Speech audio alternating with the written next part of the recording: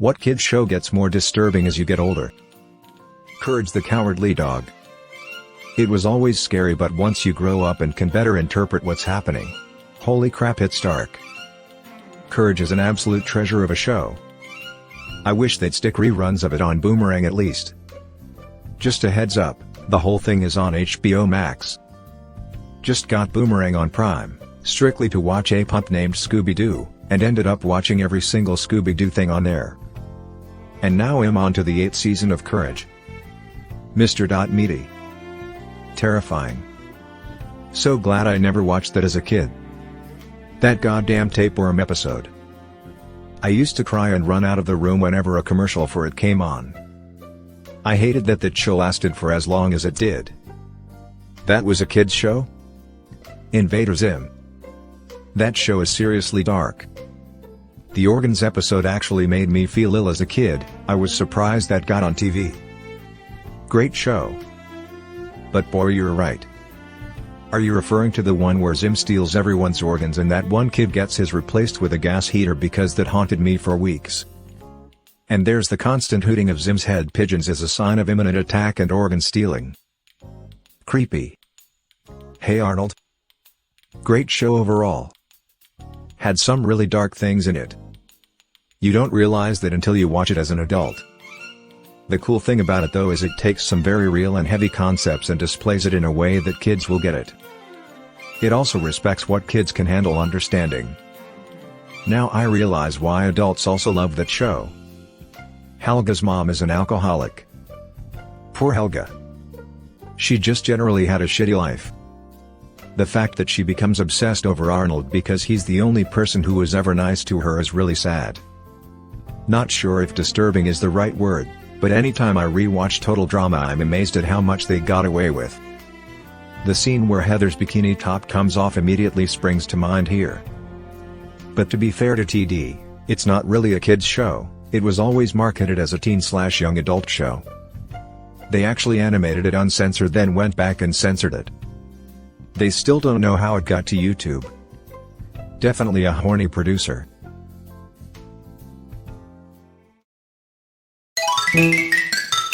The world of Hey Arnold is so goddamn tragic when you go back to it in your mid-20s.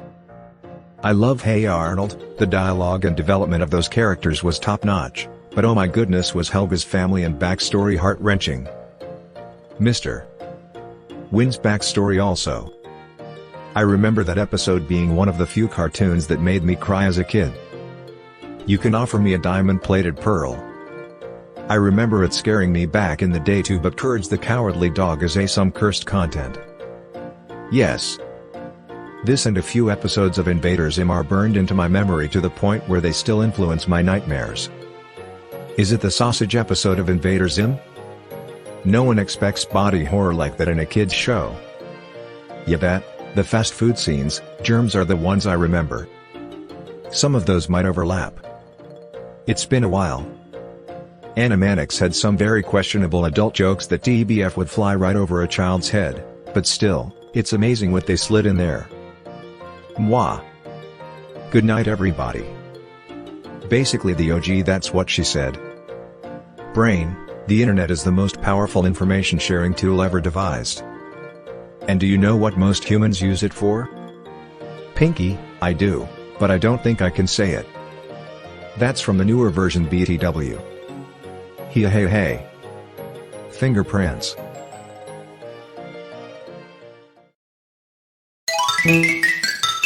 I've just recently seen episodes of The Amazing World of Gumball and oh my god, some of the things they talk about don't seem appropriate for kids, but it's super funny. I fell in love with the show because I liked how it had real-life images along with cartoon images, and the more I watched it the more I realized that too. Like the scene of Alan trying to eat an eggplant.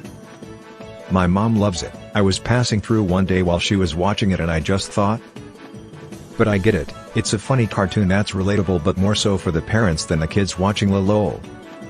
All of the existential dread even as kids is a little heartbreaking but funny. It's just such a weird mix of everything and I get sucked in if it's on. Teletubbies is deeply disturbing to me. Even as a kid I felt something was oddly creepy about it. The scariest thing about this show is if you put on an episode at some point you just kind of zone out and stop thinking. It's very odd. Boobas. Even worse. My Discord profile for ages has been a purple booba for ages after starting a booba cult in a server I was in. Rocko's Modern Life. I mean, it's just like Ren and Stimpy, in that it's an adult cartoon disguised as a kid's show. It had a better disguise than Ren and Stimpy. He says, forgetting that Rocko worked at Sex Hotline and pinched the balls on a bull. RNS was way more in your face about it, while RML at least tried to let you fool yourself into thinking it was a kid's show. The Misadventures of Flapjack. When I was younger I didn't think anything of it. It was a weird but fun cartoon to watch. I liked it well enough. Watching clips of it now, it's a horror show full of dark things that I did not remember. The Cat. That was actually the first thing that came to my mind too. XD. Also anything with Dr. Barber. Surgery.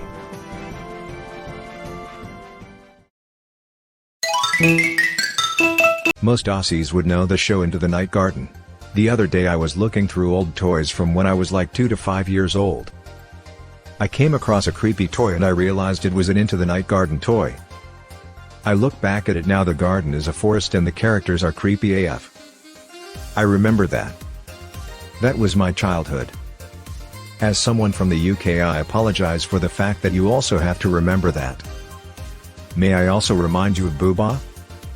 That show was a drug trip but for children.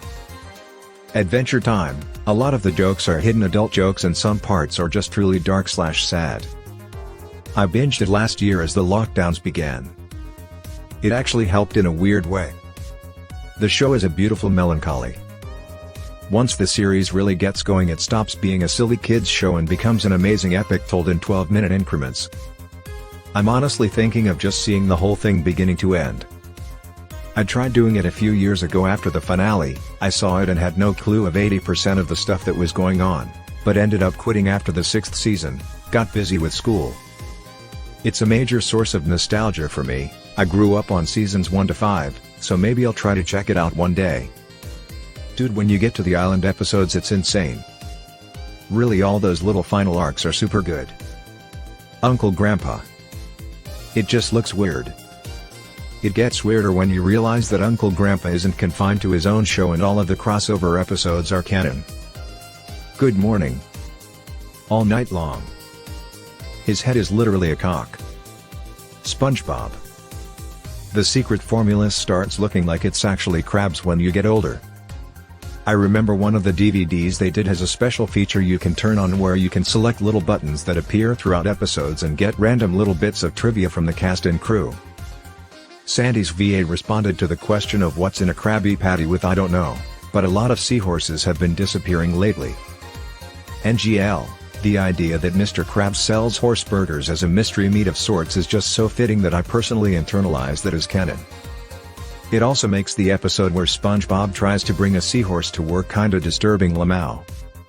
Lol, the seahorse he brings was also named Mystery.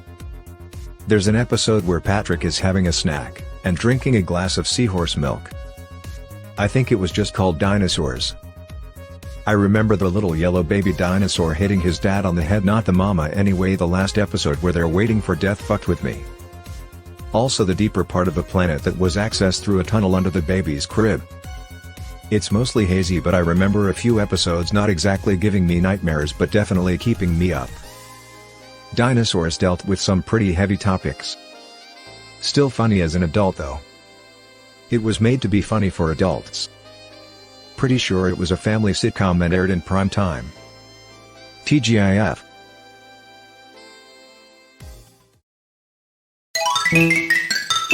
The show Lazy Town, the only humans on screen was 8-year-old Stephanie, and 2 dudes easily in their 20s or early 30s, Robbie Rotten and Sporticus. The rest of the cast was puppets. And Stephanie and the town mayor are blood relatives. The loss of Stefan still hurts. A genuinely good person. Fuck cancer. At least he was able to enjoy the rest of his life. His fame was very sudden and the support he got was wholesome. The notorious Watership Down. At least I think that's the name. With the bunnies. HR Puffin stuff. The amount of acid they must have dropped before writing and shooting every episode must have been insane. The creators actually swear that they didn't do drugs during the making of this show. I don't buy it. I mean, the name is HR Puffin stuff, like coincidence? Maybe. They also created Lidsville, which the name is a reference to drug use. I find it hard to believe they didn't do any drugs at all, but hey, I wasn't there, and I loved that show growing up. Loved that golden flute growing up. Ed and Eddie. Where the fuck are the parents? Where the fuck are the parents? Is a question you can ask about basically every kid's show, though. Except Rugrats, where the parents are literally just in the other room, not watching a group of babies. Or forgetting them in a toy store. Great episode though.